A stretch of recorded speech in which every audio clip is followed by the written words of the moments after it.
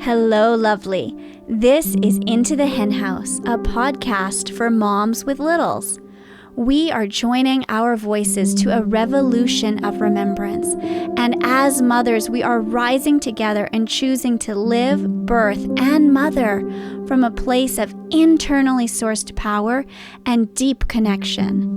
Join us on this journey as we dive into topics of mindful and intuitive living and mothering, healthy and sovereign living, as well as the often taboo topic of birth trauma, both healing and preventing it.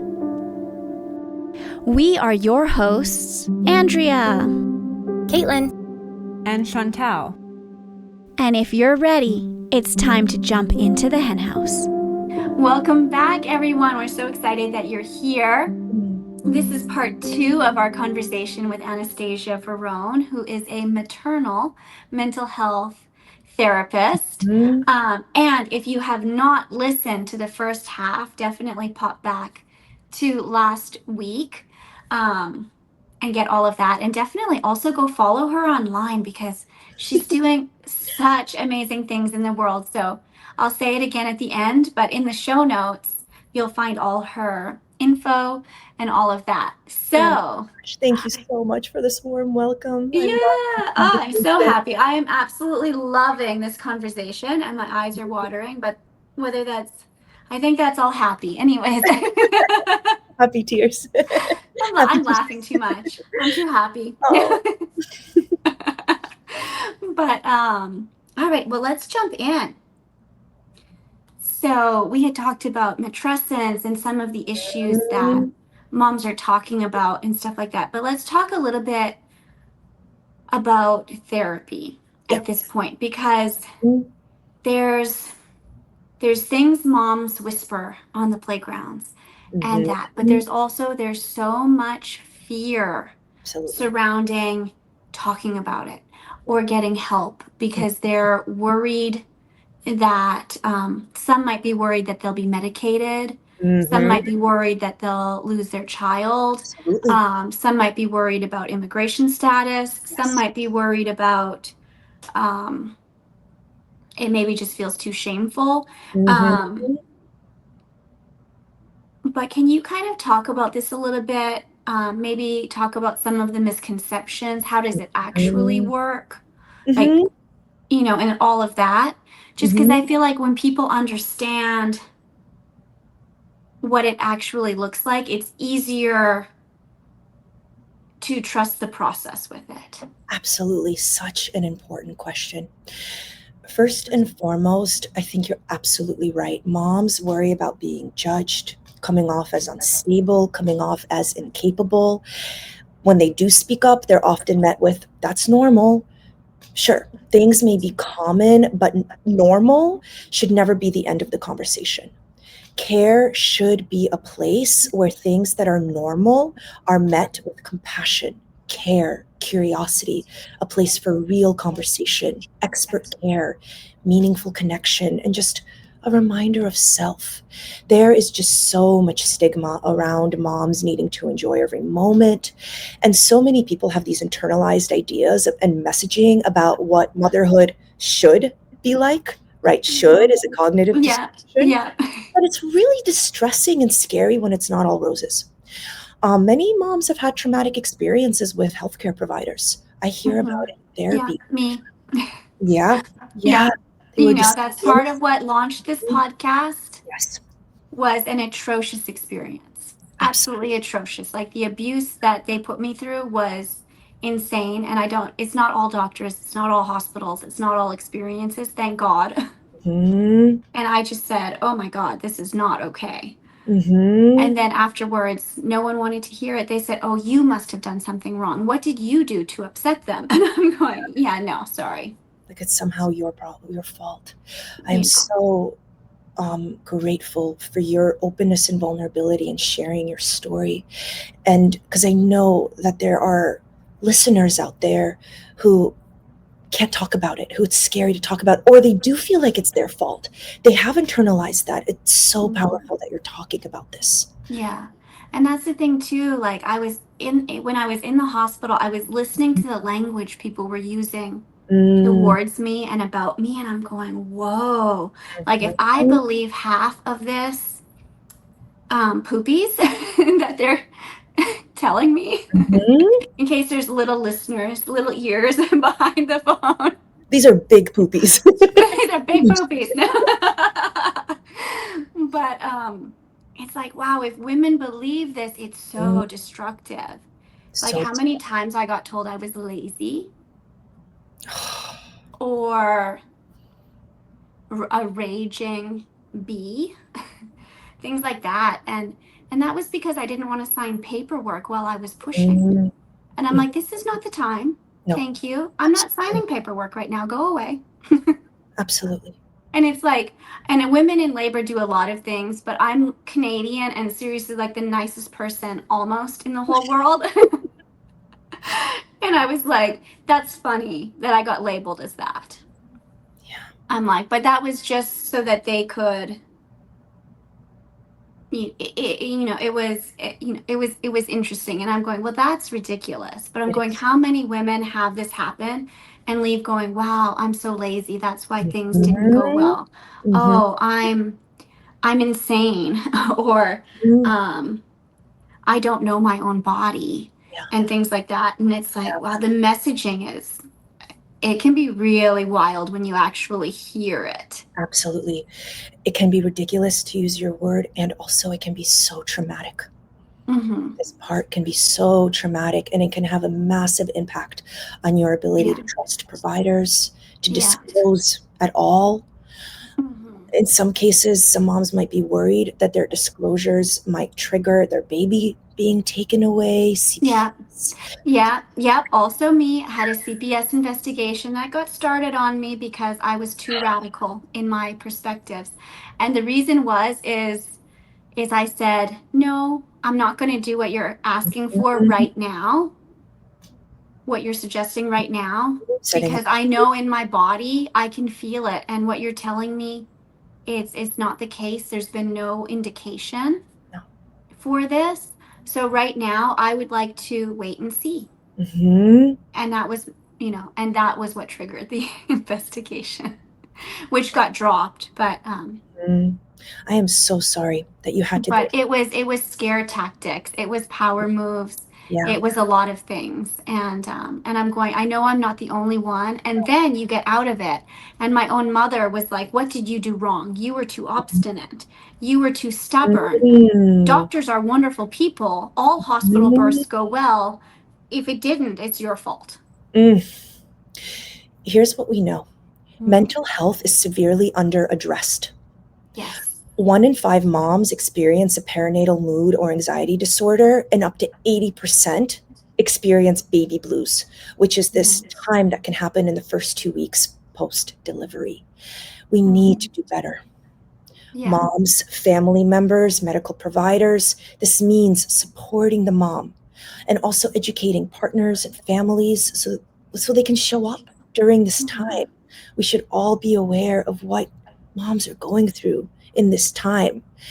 And here's what I want to say about debunking reaching out for help. Help is available. There are therapists who specialize in mother-centered care, and we have dedicated our careers to supporting the matrescence journey. Try to find providers that orient towards mothers. Expose yourself to stories, read books. I love Matrescence by Lucy Jones. I love the work of Emily Oster, a data scientist. Listen to podcasts such as yours, which really encourages authentic moments in conversation. Find people to talk to that are safe. Invest in those relationships. Yeah, that's, I think, a big one. Yes, absolutely. I think you'll learn very quickly who's going to stand by you, who's going to abandon you, who's going to be unkind. Yes. And you may, like me, lose 90% of the people in your life, like in a few months, which is very confronting.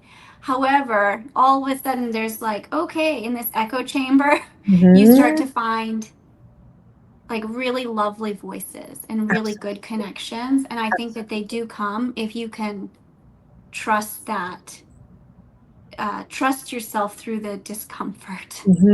Absolutely. And if you don't have access to community, there's a resource I would love to suggest. It's Postpartum Support International. Oh yeah, cool. Incredible. They offer free virtual groups of moms. They have over 50 different times of the day. They're free, they're virtual. Take a look, PSI. Okay. Because Yeah, very cool. avoid isolation during this time.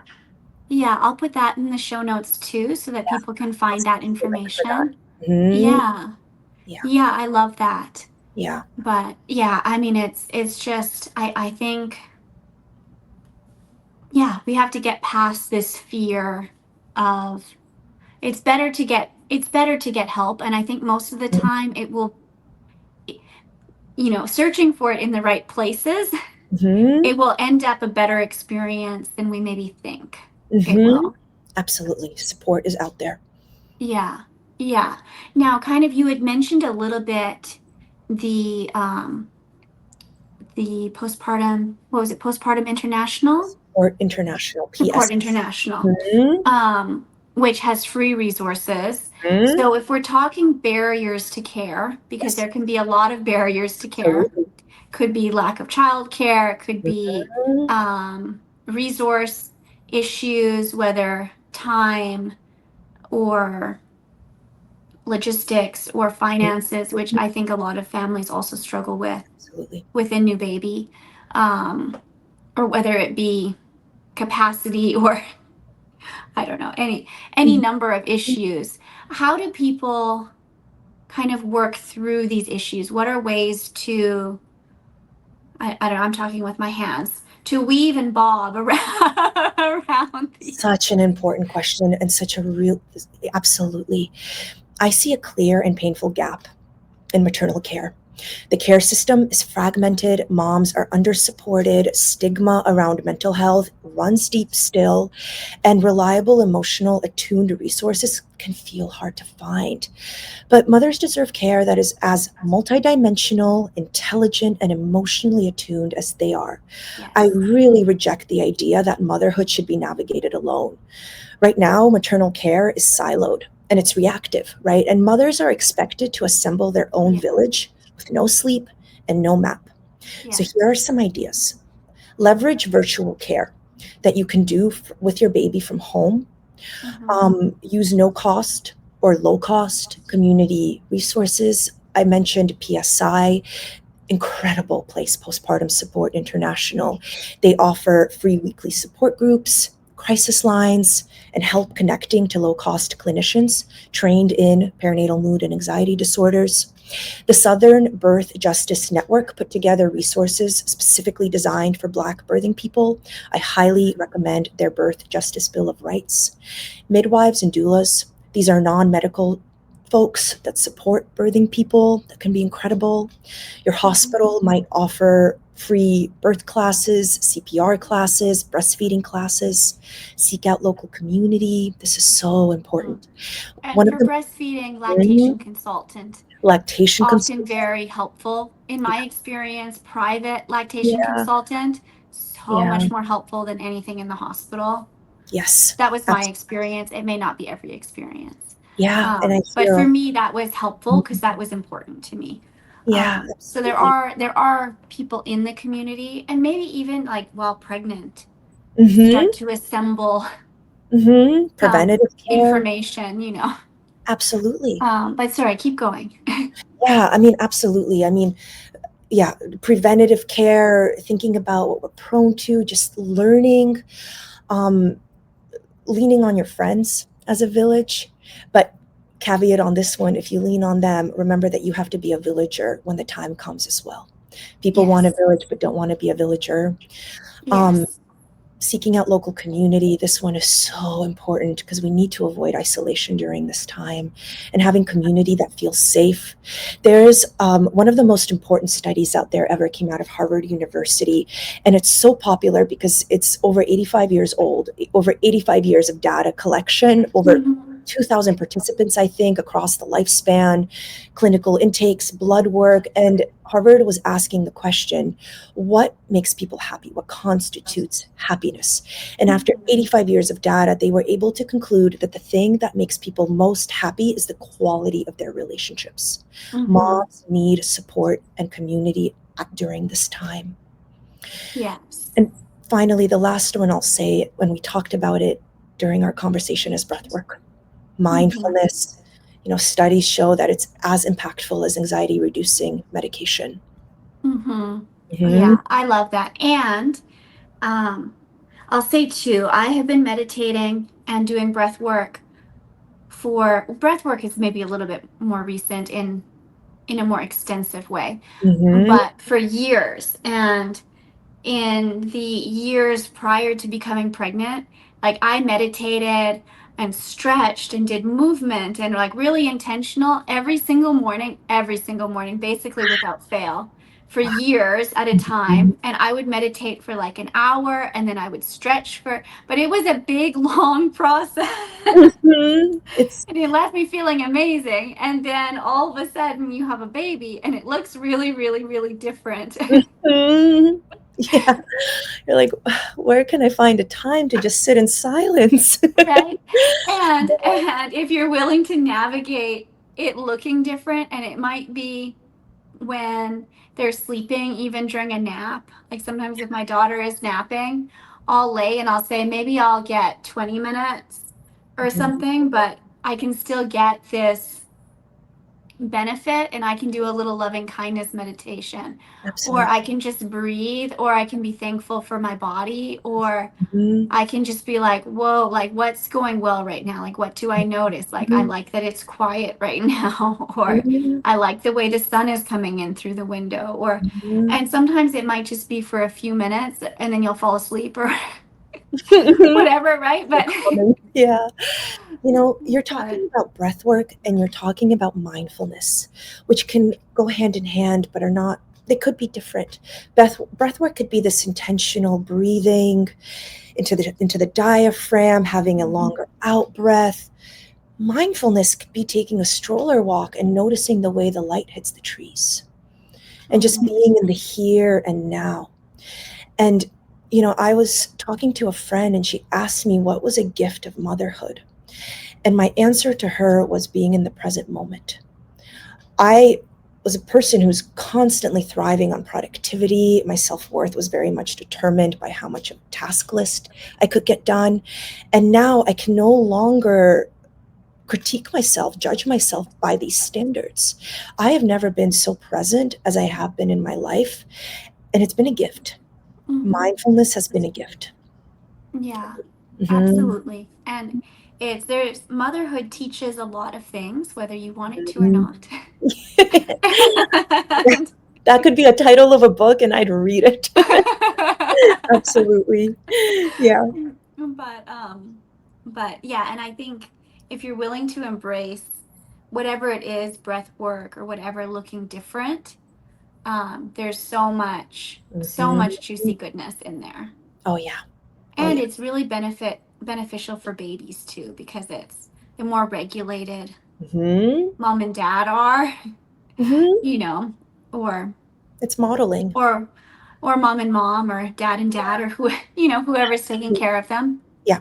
But the more regulated your people are, it's just like, I noticed that as soon as, even if she's crying, if I'm stressed and getting anxious, she's getting more anxious. If I can start to breathe and focus on that, all of a sudden it's easier to calm her down. And I have found that to be a really interesting mirror kind of.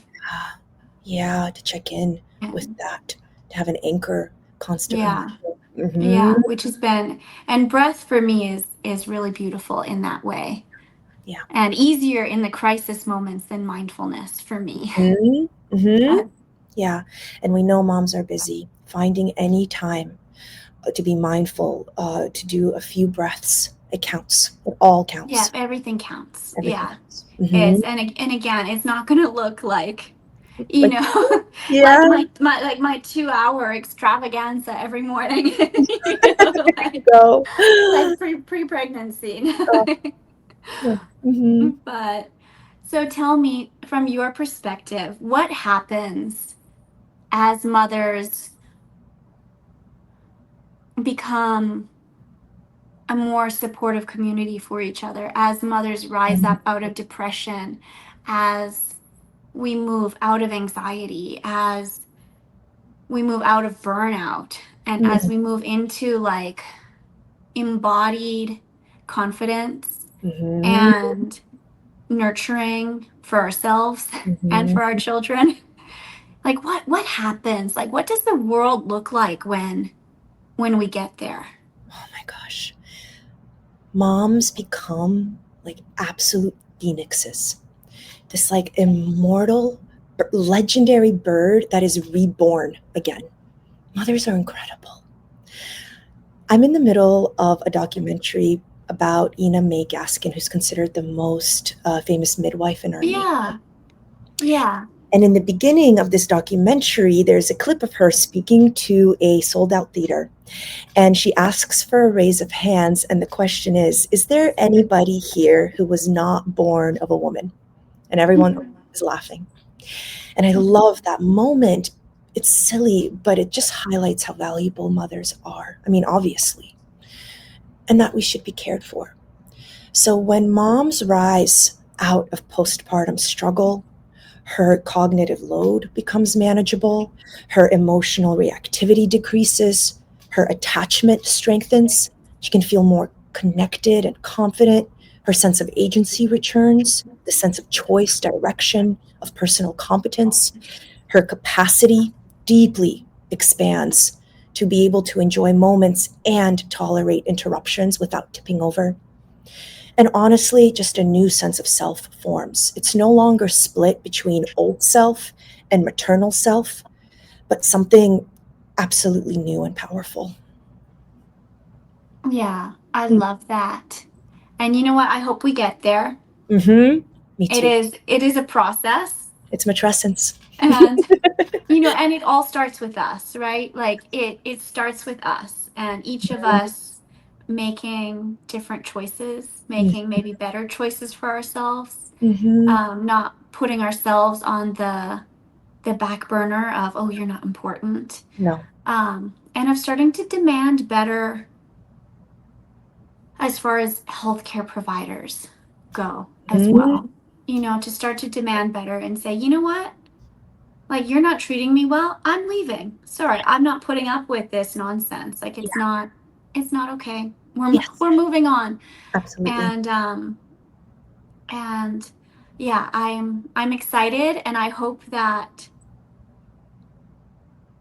our daughters and grandchildren, should we have them, and all of like future generations, I hope it's going to be a different experience for them, and Mm-hmm. that support will be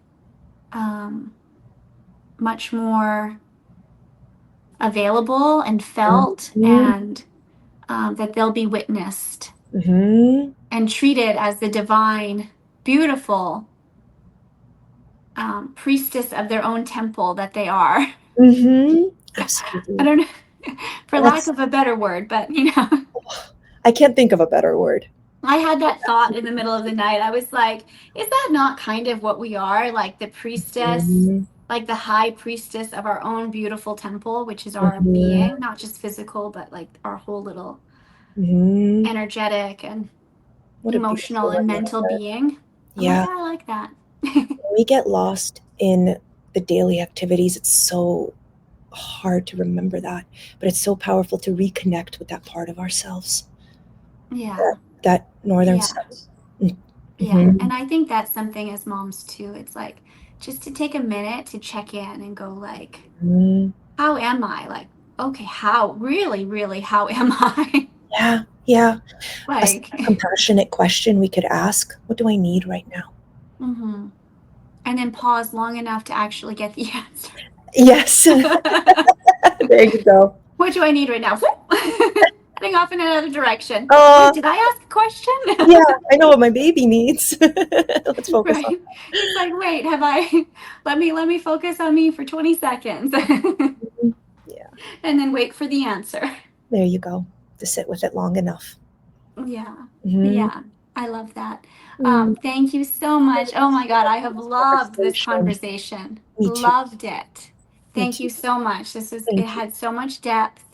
I am beyond pleased. I will be like humming and singing and dancing for the next 3 days probably because of this. Oh, And but thank you so much. thank you. Yes, and thank you everyone for listening. We Mhm. really appreciate you being here and being a part of this community and a part of these conversations, and for what you do in your world. Mm. And yes, go ahead and check out the show notes to get all of the information that Anastasia talked about during the episode, and to follow her online and all of that. And we will see you all next week. Thank you. Thank you. Thank you. Bye. Bye. Thank you so much for listening.